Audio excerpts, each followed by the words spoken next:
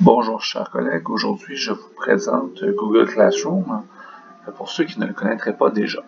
Ce sera une présentation en deux parties, donc aujourd'hui ce sera comment créer et gérer vos groupes ainsi que les élèves à l'intérieur.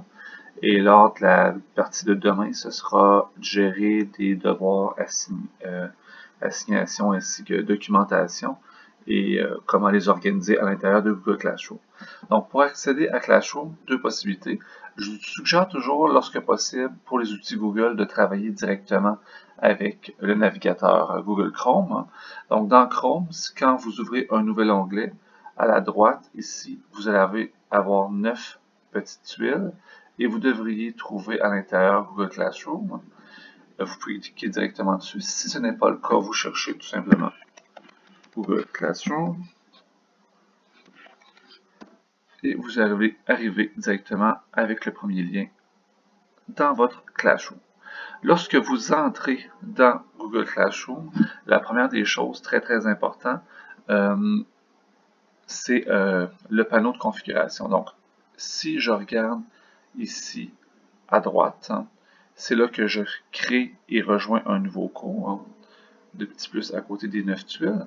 Sur la gauche, c'est votre liste de cours. Donc, c'est là que vous cliquez pour aller revenir à votre liste de groupes. Ici, moi ici, j'ai 4 groupes dont je suis enseignant et un groupe auquel je me suis inscrit pour faire des tests avec Marc-André Lauzon pour planifier du travail d'univers social. Vous avez vos paramètres ici.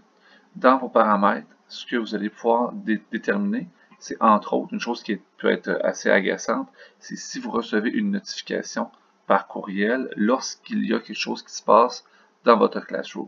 Donc, si vous avez l'application installée, par exemple, sur votre cellulaire ou votre appareil mobile, vous n'avez pas besoin de recevoir une notification par courriel à chaque fois qu'il se passe quelque chose. Donc, vous pouvez décocher ce paramètre-là. Vous pouvez aussi changer de compte directement par cet onglet. Donc moi, je vais revenir directement dans mon Classroom avec l'onglet cours ici. Donc quand vous allez entrer, première des choses, normalement, tous vos groupes devraient avoir été configurés automatiquement par la commission scolaire en début d'année.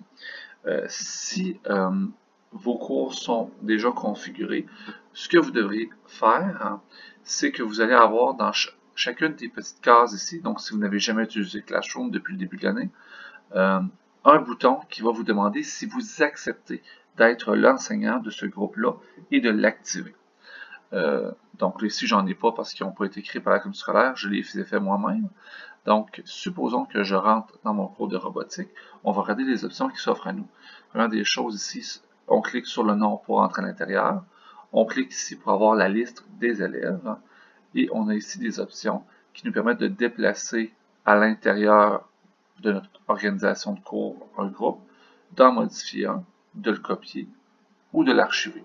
Archiver, c'est lorsqu'on veut se débarrasser d'un groupe à la fin de l'année, chose qu'on devrait tous faire au mois de juin. Autre chose auquel on a accès, ici un dossier. Donc, lorsque vous avez un cours qui est créé dans Google Classroom, je vais cliquer sur le dossier ici. Il va s'ouvrir un onglet. Il se crée dans votre Google Drive un dossier pour chacun de vos cours. Donc, si je recule dans mon Google Drive, il y a un dossier qui s'appelle Google Classroom. Et dans mon dossier Classroom, il y a un dossier qui s'appelle Informatique 1er et 2e secondaire, donc ce qui était le groupe duquel je vous parlais. Et dans ce dossier-là, il y a tous les dossiers de travaux et évaluations que vous avez partagés aux élèves. Donc, c'est super bien structuré et ça se fait tout automatiquement. Donc, supposons que je regarde dans le dossier BattleBots qui a été fait par mes élèves. Donc, j'ai tous les travaux des élèves qui ont été faits dans le groupe, les documents, les PDF, et ils sont tous notés et nommés de façon automatique. Regardez ici le travail d'Alexis qui s'appelle BattleBots dans le cours de robotique, etc. Je vais fermer ça, je reviens à mon cours. Je regarde ma liste de 30 élèves. C'est possible, je dis bien possible, que le système de la commission scolaire vous ait fait une liste d'élèves qui soit un petit peu erronée. Ce que je veux dire, par exemple, il arrive que des groupes soient fusionnés par erreur. Exemple, vous avez deux groupes de secondaire 4. Ils ont été fusionnés. Finalement, vous ramassez avec un groupe de 54 élèves. Donc, à ce moment-là, si vous voulez garder ces groupes-là, il va y avoir un tri à faire à l'intérieur.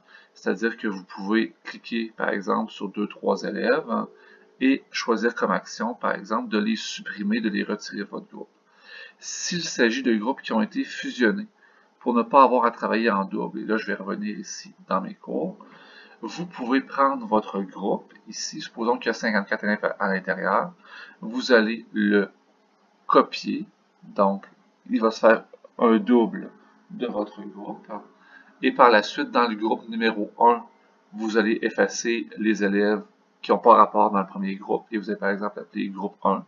Et pour le groupe 2 qui aurait été fusionné par erreur, vous allez effacer les élèves du groupe 1. Vous allez vous recommencer avec deux groupes distincts. Je vais rentrer dans mon groupe. Donc, toujours pour gérer les participants d'un groupe. Deux autres options pour gérer les personnes qui sont à l'intérieur du groupe. On peut y aller voir ici par l'onglet Personnes qui est dans le haut. Donc, première des choses, vous pouvez ajouter à la main des élèves en cliquant sur le petit plus et vous entrez l'adresse courriel de l'élève. Adresse courriel que vous pouvez trouver par exemple sur le GPI Internet. Donc, par exemple, si j'ai un élève qui s'appelle Judith Martin, on sait là, que Judith Martin, elle, son nom de famille, son adresse courriel commence par Martin, J, et là, je vais avoir accès à toutes les Martin J qu'il existe dans la commission scolaire. Donc, vous pouvez vérifier avec GPI Internet quel est le bon identifiant pour pas, par exemple, inviter Julie Martin. Ensuite, ça c'est pour ajouter des élèves manuellement. Ce que vous pouvez faire aussi, lorsque vous voulez ajouter des élèves, c'est de passer par l'onglet de base qu'on appelle le flux à l'entrée. Et vous allez voir en dessous du nom de votre groupe le code de cours qui est ici écrit en petit. Vous pouvez l'agrandir ici. Donc ça, c'est un code à 7 caractères qui peut être donné aux élèves. Par exemple, vous pourrez l'envoyer aux parents de l'élève parce qu'on sait que les élèves vont jamais sur leur courriel à la commission scolaire. Donc, vous pouvez envoyer ce code-là de cours et demander à l'élève de se connecter lui-même. Là, bien entendu, il va falloir que l'élève taponne parce que pour pouvoir aller se connecter, où est-ce qu'il faut qu'il aille? Ben, quand il rentre dans son Google Classroom, il doit cliquer sur le petit plus et rentrer, rejoindre un cours et rentrer ses 7 caractères. Donc, cette façon de joindre là est plus pratique lorsqu'on a les élèves devant nous et qu'on fait un cours en classe. Donc, ça, c'est ce qui complète l'organisation de Google Classroom. Et on va se revoir demain pour la partie comment gérer travaux, devoirs, références, organisation dans Google Classroom. Et j'espère que ça vous aura été utile.